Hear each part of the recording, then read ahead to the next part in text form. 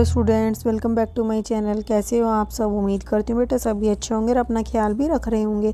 तो बेटा आज हम करने जा रहे हैं अपनी वर्कशीट नंबर 20। ठीक है, हिंदी सब्जेक्ट की है बेटा। ये आपकी 7th क्लास के बच्चों के लिए 3 तारीख की है।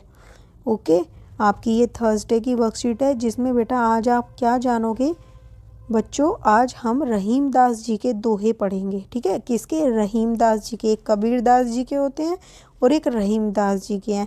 उनसे मिलने वाली सीख को अपने जीवन में भी अपनाएंगे। और बेटा हमें क्या करना है, जो जो सीख वे हमें इन दोहों के थ्रू देना चाहेंगे या बताते हैं हमें उनको अपने जीवन में भी लागू करना है।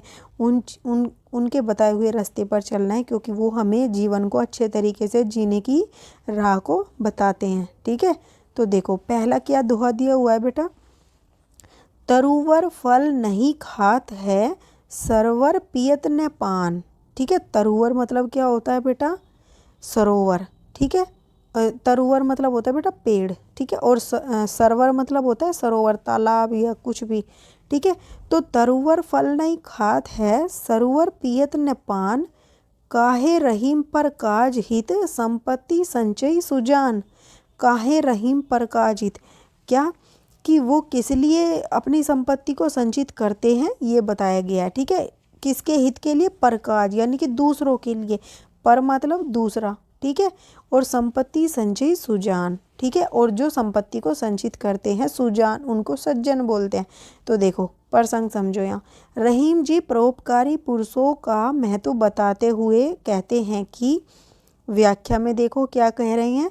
जिस प्रकार पेड़ अपनी फल स्वयं नहीं खाते। देखो बेटा पेड़ पे फल लगते हैं, कौन खाते हैं? हम लोग खाते हैं, जंतु खाते हैं, अन्य जीव जंतु खाते हैं, हम नहीं खाते, मतलब कि वो नहीं खाते पेड़। ठीक है, सरोवर अपना पानी स्वयं नहीं पीता, और जो सरोवर है बेटा वो भी अपना पानी स्वयं नहीं पीता। आते जाते मुसाफिर हो गए, जंतु हो गए, ये सब इस पानी का इस्तेमाल करते हैं। ठीक, उसी प्रकार परोपकारी या सज्जन पुरुष। ठीक है, परोपकारी यानी दूसरों पर उपकार करने वाले, और सज्जन मतलब क्या होता है बेटा? सज्जन मतलब होता है जो दूसरों की सहायता करते हैं। ठीक है, सज्जन पुरुष। सज्जन पुरुष दूसरों के भले के लिए अपनी संपत्ति का संचय करते हैं। संचय मतलब क्या होता है? इकट्ठा करते हैं। ठीक है, अर्थात दूसरों की सहायता के लिए ही धन इकट्ठा करते हैं और उनकी सहायता करते हैं। तो आपने इस वाले दोहे से क्या समझा बेटा? कि जैसे तरुवर अपने यानी कि पेड़ अपने फल खुद नहीं खाता, सरोवर तालाब अपना पानी खुद नहीं पीता, इसी तरीके से जो सज्जन पुरुष होते हैं, जो अच्छे इंसान होते हैं, जो परोपकारी इंसान होते हैं, वो भी अपने लिए ही धन संपत्ति इकट्ठा नहीं करते, वो दूसरों के लिए करते हैं, दूसरों की भलाई में उसको लगाते हैं, दूसरों की मदद करते हैं उससे। ठीक है, तो हमें भी इसी तरीके का इंसान बनना है, दूसरों की सहायता करनी है, दूसरों के लिए कुछ करने की कोशिश करनी है हमेशा अपने जीवन में। ठीक है, उससे बहुत खुशी मिलती है। अब बेटा देखो नेक्स्ट क्या है। थोते बादर कार के, थोते बादर कुआर के। ठीक है, कुआर एक महीने की बात की गई है। ठीक है, अब बेटा थोते मतलब, थोते बादर, बादर मतलब है बादल, और थोते मतलब खाली। ठीक है, जैसे बोलते नहीं थोता चना, इसी तरीके से। ज्यों रहीम गहरात।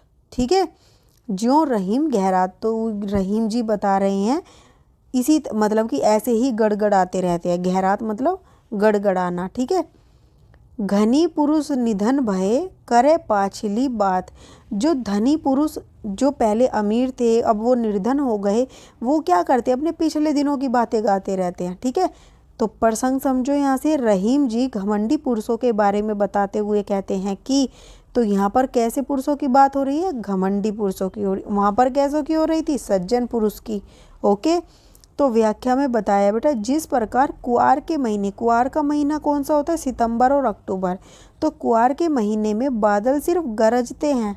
ठीक है, कभी बरसते नहीं। ठीक है, तो क्या कह रहे हैं कि जो बादल सितंबर और अक्टूबर में होते हैं बेटा, जैसे जुलाई और अगस्त में तो बरसते हैं, लेकिन जो सितंबर और अक्टूबर जिनको कुआर का महीना बोला जाता है, उसमें जो बादल होते हैं वो सिर्फ गरजते हैं, बरसते नहीं हैं। सिर्फ बोलते, जैसे अब कहते थे नहीं, कोई सिर्फ कहता रहता है, इंसान बोलता रहता है मैं ये कर दूंगा, मैं वो कर दूंगा, और करता कुछ नहीं है। सेम टू सेम जैसे बादल सिर्फ गरजते रहेंगे, ऐसा लगेगा जैसे बारिश होएगी बहुत ज़ोर से, लेकिन कुछ भी नहीं होता। ठीक है, उसी प्रकार धनी पुरुष निर्धन हो जाते हैं, तो उसी प्रकार जब धनी पुरुष था पहले बेटा, फिर वो निर्धन हो जाता है तो वो क्या करता है, अपने पीछे की बातों को गाता रहता है, अपनी संपत्ति के दिनों के सम्मान की बातें और घमंड की बातों को करता रहेगा। मेरे पास ये था, मेरे पास वो था, मैं ये करता था, मैं वो।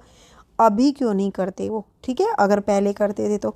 अपनी वर्तमान स्थिति को सुधारने का प्रयास बिल्कुल भी नहीं करते, ठीक है। तो हमें ऐसा इंसान बिल्कुल नहीं बनना है। हमें कैसा बनना है, जैसा हमें पहले दोहे में सिखाया गया है, सज्जन पुरुष। हमें घमंडी पुरुष नहीं बनना है, ठीक है। तो आपको ये दोनों यहाँ पर इसीलिए दिखाए गए हैं, दोनों में अंतर बताया गया है। और ये बेटा आपको जो दिख रहे हैं यहाँ पर रहीम जी हैं, ठीक है। अब इसके क्वेश्चन आंसर करते हैं। फर्स्ट देखो, सज्जन पुरुष की क्या पहचान है। तो बेटा देखो, सज्जन पुरुष की क्या है, जो दूसरों की भलाई के लिए कार्य करते हैं, वो सज्जन पुरुष हैं, ठीक है। तो हम लिखेंगे कैसे बेटा इसको, देखो इसमें हम लिखेंगे 1 मिनट, देखो सज्जन पुरुष, 1 मिनट बेटा, सज्जन पुरुष दूसरों की मदद के लिए, उनके भले के लिए धन का संचय करते हैं, अर्थात दूसरों की सहायता करने के लिए धन इकट्ठा करते हैं, ठीक है।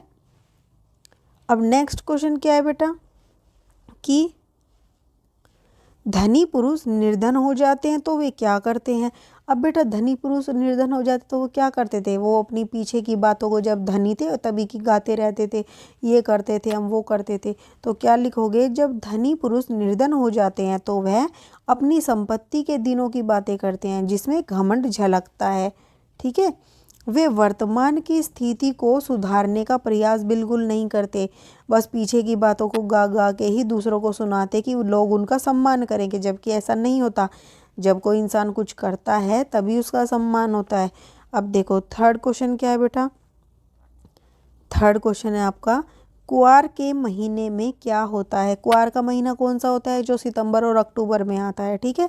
तो सितंबर और अक्टूबर के महीने में क्या था, बादल गरजते थे, बरसते नहीं थे। तो कैसे लिखोगे, तो कुआर के महीने में बादल सिर्फ गरजते हैं, कभी बरसते नहीं हैं, तो ये होता था, ठीक है। और कोई पूछ भी सकता है कुआर का महीना कौन सा होता है, सितंबर और अक्टूबर का, ठीक है। नेक्स्ट क्वेश्चन क्या है बेटा, फोर्थ, परोपकार का अर्थ है दूसरों पर उपकार करना, अर्थात दूसरों की सहायता करना, ठीक है। क्या आपने कभी किसी पर परोपकार किया है, विस्तार में लिखिए। तो बेटा आपको यही बताना है कि आपने भी कभी किसी की मदद की है, सहायता की है, ऐसे ही सज्जन पुरुष की तरह दूसरों के भलाई के लिए कोई कार्य किया है। अगर आपने सच्चे दिल से किया है तो बेटा ज़रूर इसको अपने शब्दों में लिखना। मैं आपको थोड़ा सा यहाँ बता रही हूँ, ठीक है, लिखने का तरीका। और फिर बड़े कहोगे बेटा अपने तरीके से लिखोगे, छोटा करके लिख सकते हो, ठीक है। हाँ, मैंने भी दूसरों की सहायता करने का प्रयास किया है। मैं पिछले साल की सर्दी में जब स्कूल जा रही थी तो मैंने रास्ते में देखा एक बच्चा इतनी सर्दी में बिना जूतों व कुछ कपड़ों, ठीक है, कुछ कपड़ों में ही खेल रहा है और ठंड से काँप रहा है। तब मैंने अगले दिन उस बच्चे को अपने कुछ कपड़े व पुराने जूते जो वो यूज नहीं करती देकर उसकी सहायता करने का प्रयास किया, ठीक है। तो आप क्या लिखोगे, मैं दोबारा बता देती हूँ। देखो, हाँ मैंने भी दूसरों की सहायता करने का प्रयास किया है। मैं पिछले साल की सर्दी में जब स्कूल जा रही थी तो मैंने रास्ते में देखा एक बच्चा इतनी सर्दी में बिना जूतों और कुछ ही कपड़ों में, ठीक है, कुछ ही कपड़ों में खेल रहा है और ठंड में काँप रहा है। तब मैंने अगले दिन उस बच्चे को अपने कुछ कपड़े व पुराने जूते देकर उसकी सहायता करने की कोशिश की।